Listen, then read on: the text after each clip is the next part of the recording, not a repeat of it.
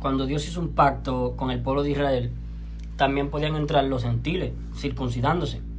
O sea, la señal del pacto era la circuncisión. Pero cuando Cristo vino al mundo, abolió el antiguo pacto y nos hizo un nuevo pacto en la ley de la fe. Ahora, en el antiguo pacto, lo que tenían que poner de su parte los israelitas era sacrificios, ofrendas. Lo que puso de su parte Dios fue todas las ordenanzas, todas las indicaciones de cómo construir el templo. Le dio todos los artículos, las leyes, los decretos, las ordenanzas de parte de Dios. Esa es la parte que puso Dios. De ese modo, obedeciendo estos mandamientos, estos decretos, estos estatutos, expiando los pecados a través del continuo sacrificio, ustedes al morir van al cielo, son salvos de ir al infierno. Pero esa modalidad quedó abolida por un nuevo pacto con mejores promesas. Ahora, cuando Cristo vino al mundo, vino a hacernos un nuevo pacto en la ley de la fe. O sea, que el único medio válido para hacer efectiva la salvación del alma era por la sola fe en el sacrificio que iba a realizar Cristo en la cruz. Pero como los judíos son tan incrédulos, y para poder creer piden señales, porque dice 1 Corintios 1, versículo 22 al 24, dice, porque los judíos piden señales, y los gentiles, los griegos, buscan sabiduría. Dice Pablo, mas nosotros predicamos a Cristo crucificado, para los judíos ciertamente tropezadero, y para los gentiles locura, mas para los así llamados judíos como griegos, Cristo poder de Dios y sabiduría de Dios. Entonces los judíos piden señales. Para poder creer los judíos al Señor, le piden señales. Entonces hubo una era de transición, que es la era apostólica, entre el primer pacto y el segundo pacto, para que los judíos se convencieran de que realmente ese primer pacto que Dios había hecho con ellos había quedado abolido y ahora había que adherir, creer, confiar en el nuevo pacto. Los judíos tenían que ver señales, porque si no veían señales, no creerían. Entonces, las señales que Dios les dio en la era de transición eran lenguas, hablar en otro idioma, eran prodigios, milagros, para que los judíos, viendo estas señales, se convencieran de que el primer pacto había quedado abolido por un nuevo pacto que era en la ley de la fe, un nuevo pacto con mejores promesas. Cuando Cristo en la noche estaba celebrando la cena, o sea la Pascua, instituye la cena del Señor, Él con sus discípulos toma el pan, lo parte y diciendo, tomad, comed, esto es mi cuerpo, que por vosotros es dado, haced esto en memoria de mí. Luego toma la copa donde estaba el vino, simbolizando su sangre, y dijo el Señor, esto es mi sangre del nuevo pacto. O sea, el nuevo pacto tiene relación con un pacto viejo, y lo que se da por viejo está pronto a desaparecer, como dice el libro de Hebreos. Entonces, el Señor esperó un tiempo, esperó que los israelitas reconocieran que ese antiguo pacto, el primer pacto que había hecho Dios con ellos, estaba abolido, había perdido validez, y que lo que tenía validez de aquí en adelante era un nuevo pacto. En ese periodo de transición tenían que los judíos, los israelitas, transicionar del antiguo pacto al nuevo, transferirse al nuevo pacto. Ya cuando el Señor se da cuenta, porque hubieron varios israelitas que sí transicionaron del antiguo pacto al nuevo, y que ellos estaban siendo perseguidos por lo que todavía seguían confiando en la ley, en el pacto, en la ley de los mandamientos. O sea, hay una alegoría entre los dos pactos. En Gálatas capítulo 4, el hijo de la esclava, Agar, que era Ismael, perseguía al hijo de la libre, que era el hijo de Sara, que era Isaac. La legítima esposa de Abraham era Sara. En cambio, Agar era una esclava egipcia. Pero Abraham tuvo un hijo con Agar, que se llamó Ismael, e Ismael perseguía al hijo de la libre, al hijo de Sara, que era Isaac. Entonces, ahí en Gálatas capítulo 4, vemos una alegoría entre los dos pactos. Entonces, todos los israelitas que todavía seguían confiando en un pacto que había quedado abolido, perseguían a los israelitas que estaban confiando en el nuevo pacto. Por eso es que siempre se habla de los perseguidos, de los que están en la dispersión. Santiago está escribiendo a la iglesia perseguida por los mismos compatriotas judíos, por sus mismos compatriotas. Tenemos las 12 tribus que estaban en el antiguo pacto y las 12 tribus que estaban en el nuevo pacto. Entonces, Santiago le escribe a las 12 tribus que estaban en el nuevo pacto, siendo perseguidas por las 12 tribus que estaban en el antiguo pacto, esclavizados en la ley. Dice Santiago 1:1: Santiago, siervo de Dios y del Señor Jesucristo, a las 12 tribus que están en la dispersión, estaban siendo dispersas por las otras 12 tribus, por los otros hermanos patriotas de la misma nación de Israel, que los perseguían, porque estas 12 tribus habían confiado en el nuevo pacto. También Pedro dice en la primera carta de Pedro, primera de Pedro capítulo 1, dice: Pedro, apóstol de Jesucristo, a los expatriados de la dispersión en el Ponto, Galacia, Capadocia, Asia y Bitinia. Entonces, una cantidad de israelitas estaban siendo expatriados, perseguidos por los otros israelitas que estaban todavía erradamente confiando en un primer pacto que había quedado abolido. Ese primer pacto era en las ordenanzas de la ley. Había que obedecer todos los decretos, estatutos, ordenanzas. Los mandamientos, cuando se infringían, habían que expiar las infracciones, los pecados, con el continuo sacrificio. Ahora, cuando ya el Señor se dio cuenta, esto es lo mismo que ocurrió con el arca de Noé. Dios le dio una instrucción a Noé de construir un arca de salvación, que venía destrucción, venía el diluvio. Entonces Dios esperó que la gente pudiera entrar al arca. Dio un tiempo de espera. Pero cuando Dios se dio cuenta que ya nadie más iba a entrar, aparte de Noé, su mujer, sus 3 hijos, sus 3 nueras, entonces Dios cerró la puerta. Fue Dios el que cerró la puerta del arca, no la cerró Noé. Ahora, cuando Dios se dio cuenta que nadie más de los israelitas iban a transicionar del primer pacto al nuevo pacto, entonces Dios tomó a Saulo de Tarso. Cuando Saulo de Tarso, que estaba en la ley, estaba en los grupos de israelitas que estaban persiguiendo a los que estaban en el nuevo pacto, Saulo de Tarso perseguía a la iglesia camino a Damasco. Entonces ahí se le aparece el Señor y le confía el nuevo pacto, le revela el evangelio de la incircuncisión.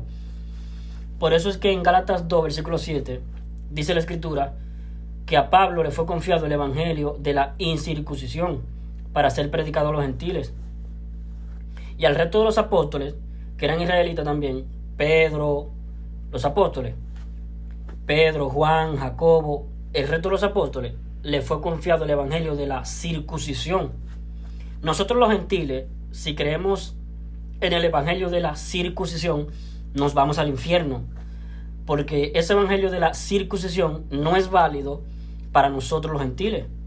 El evangelio que es válido para creer, para ser creído, para creerlo, nosotros los gentiles, para ser justificados, el evangelio que es válido para nosotros, para podernos ir al cielo, es el evangelio de la incircuncisión, el que le fue revelado exclusivamente al apóstol Pablo, porque el apóstol Pablo fue el único apóstol del Señor enviado a los gentiles. Es por eso que el apóstol Pablo dice en Gálatas capítulo 1, versículos 6 al 7, dice: estoy maravillado de que tan pronto os hayáis alejado de aquel que os llamó por la gracia de Cristo para seguir un evangelio diferente. No que haya otro, sino que hay algunos que os perturban y quieren pervertir el evangelio de Cristo. Mas si aún nosotros o un ángel del cielo os anunciare otro evangelio distinto, diferente del que os hemos anunciado, el tal sea anatema, sea maldito. Porque el apóstol Pablo evangelizó en las regiones de Galacia, predicó el evangelio de la incircuncisión. Por cierto, el evangelio de la incircuncisión es un anuncio, uno solo.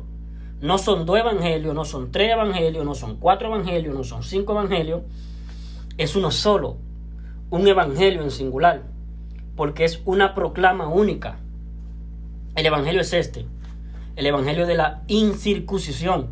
Está escrito en 1 Corintios 15, versículos 3 y 4, y dice que Cristo murió por los pecados de nosotros, conforme a las Escrituras, y que fue sepultado, y que ha sido resucitado al día tercero, conforme a las Escrituras.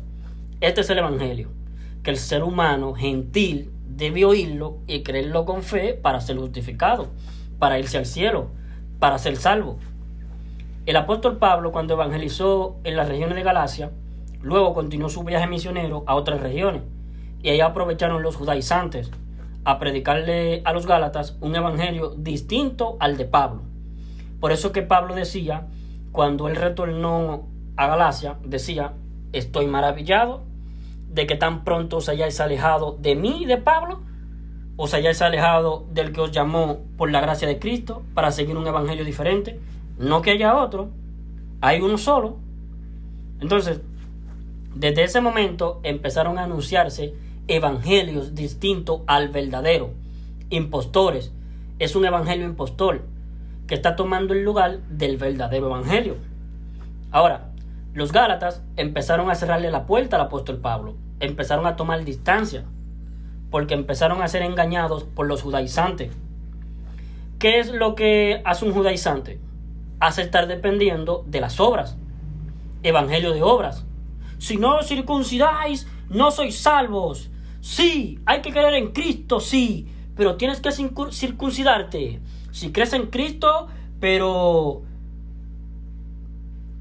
crees en Cristo, pero no tienes que comer animal inmundo, animal con pezuña. Y en esto cayó Pedro, cayó en la hipocresía Pedro.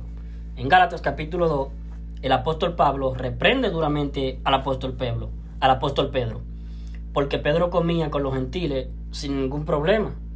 Comía carne de cerdo, animal con pezuña, porque en el antiguo pacto estaba prohibido por ley comer animal inmundo. Era una transgresión a la ley, era un pecado. Pero Pedro sabía que el Señor había hecho un nuevo pacto, aboliendo el antiguo. Y al ser abolido el antiguo, ya no prevalecía el requisito de no tener que comer animal con pezuña para poder ser salvo. Que yo al comer animal con pezuña estoy condenado, me voy al infierno. Ya eso no vale, ya no aplica. Entonces, por eso es que Pedro comía con los gentiles, comía cerdo, comía animal con pezuña, sin ningún problema. Pero cuando vinieron los judaizantes, y los judaizantes lo que hacen es estar dependiendo de las obras, de la ley, y la ley mandaba no comer animal inmundo, entonces Pedro se retraía, se apartaba de entre los gentiles, y los gentiles quedaban confundidos. Los gentiles decían: pero Pedro, cuando tú estabas con nosotros comías animal con pezuña, diciéndonos que Cristo abolió el antiguo pacto, dándonos un nuevo pacto en la ley de la fe, y ahora tú, al venir los judíos, te da miedo, te apartas de nosotros. Entonces quedaban confundidos los gentiles. Esto afectaba severamente la fe en la gracia, fe en el evangelio de la incircuncisión. Entonces Pablo reprende duramente a Pedro, porque estaba afectando severamente la salvación de los gentiles.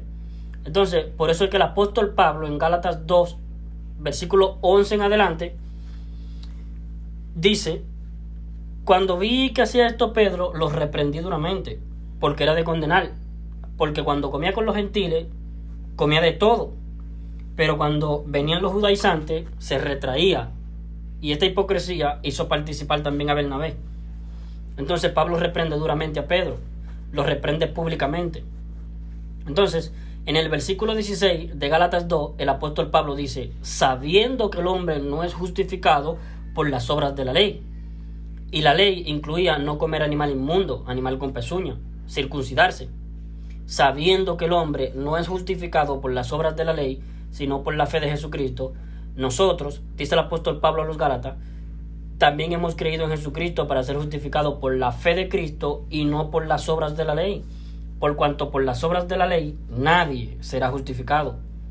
Entonces, el apóstol Pablo reprende duramente a Pedro, porque Pedro sucumbió a la presión de los judaizantes, digamos, de lo que hacen estar dependiendo de la ley. Hoy en día, lo que hacen las veces de ser judaizantes, lo que hacen lo mismo que los judaizantes de aquel tiempo. Son los pentecostales, los calvinistas, los católicos, los luteranos, los anglicanos, etc. De alguna manera hacen estar dependiendo de las obras de la ley, diciéndole a la gente: Tú eres salvo creyendo en Cristo, pero cuidadito, si pecas pierdes la salvación. O sea, no tienes que infringir la ley, porque eso es pecar, infringir la ley de los mandamientos.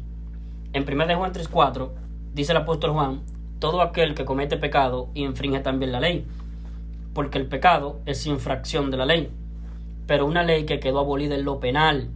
La ley está vigente en lo moral, pero ya no condena el alma a la muerte cuando uno infringe la ley, cuando uno miente, fornica, codicia, y en esto hay que creer.